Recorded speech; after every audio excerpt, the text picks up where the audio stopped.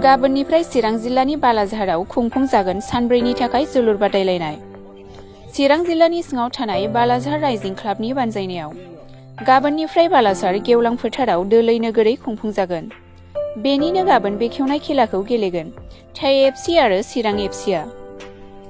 मख'नो गोनांदि सानब्रैनि थाखाय खुंफुंजागोन बे खेलानिनो फैगौ 8 अक्ट' एबा रबिबार बारायखालि आइजोफोरनिबो जोलुर बादायलायनायबो जागोन होनना बुंथियो खुंफुं आफादनिफ्राय आरो बे आइजो खेलाखौ गेलेगोन टेम्फु भुटान FC आरो बड'लेण्ड एभालेन्स FCआ। लोगोसे बे सानखालि हारिमु दिन्थिफुंनायबो लाफानाय जादों, जेराव बर'नि फावगिरि प्रेक्टिकेल आरो मनिषा मोनहा नुजाथिफैगोन। बेनिखायनो लैहोर लैहोर फैनानै मदद होफैनो खावलायहरदों रायजो राजाफोरखौ खुंफुं आफादा। साखाफाराथ' जाबाय जोंनि बालाझार जे राइजिं क्लाब बियो गाबोननिफ्राय जे जोंनि अपेनिं जानो थांगासिनो दङ। जोंनि राइजिं क्लाबनिफ्राय जोङो बेखौ होनाय जागोन बालाझार राइजिं क्लाब, जोङो बेखौ जों गाबोन बेनिफ्राय होनाय जागोन आरोखि। मा टिमा गेलेगोन गाबोन अपेनिंआव? टिमा जोफैगोन जाहैबाय फैगोन TAYC बिथांमोना जोफैगोन मोनसे, आरो बिथांमोननि हेंथायै गेलेफैगोन चिरां FC। दा बिथांमोनानो गाबोननि खेलाखौ अपेनिं खालामफैगोन। गाबोन जोंनो खेलाया अपेनिं जागोन।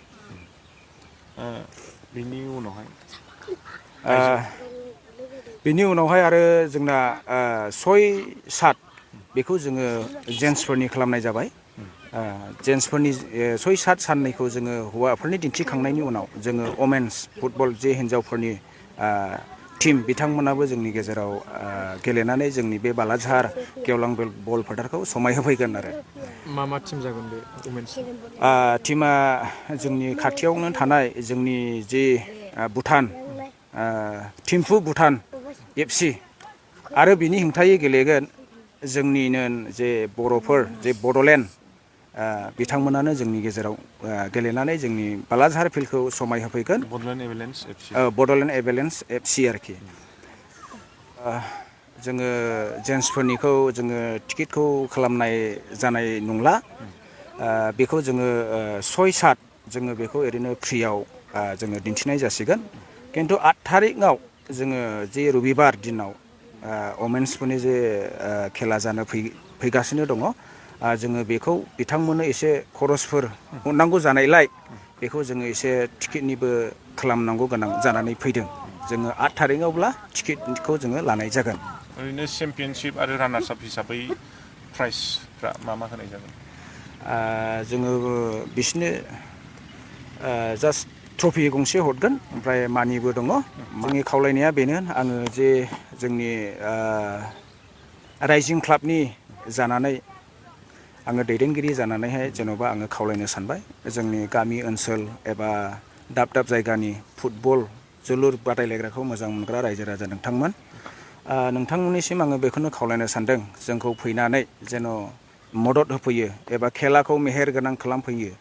बेखौ आङो जोंनि राइजिं क्लाबनि सासे दैदेनगिरि जानानै नोंथांमोन बयखौबो आङो खावलायनाय थाबाय। जोंनि मोसानाय मुसुरनायबो जों ओइदिन हारिमु दिन्थिफुंनाय आखायाव लादों।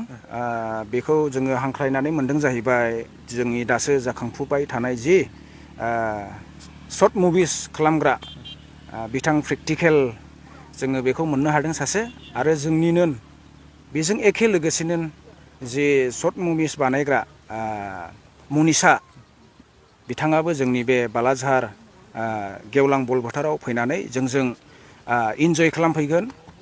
आरो बिथांमोननि मोसानाय मुसुरनाय खननाय जों रायजो राजाफ्रा बिथांमोननिफ्राय नुनो मोनगोन। भुटानिस बे डान्स ग्रुपनिफ्राय जोंनि बे बालाझार राइजिं क्लाबनि दैदेननायाव बिथांमोना मोनसे डान्स मोसाफैनो नागिरदों। दा रायजो राजाफ्रा बे डान्सखौ फैगौ वमेन्स जे फुटबल 8 थारिख नोंथांमोना बेयावबो नुनो मोनगोन। 6 थारिखनिफ्राय जायोब्ला जोङो साननै जेन्ट्सफोरनि जाबाय, आरो वमेन्सफोरनि 8 थारिख 9 थारिखआव जोङो जेन्ट्सफोरनिखौ आरोबाव जोङो फाइनाल खालामहैनाय जागोन आरो।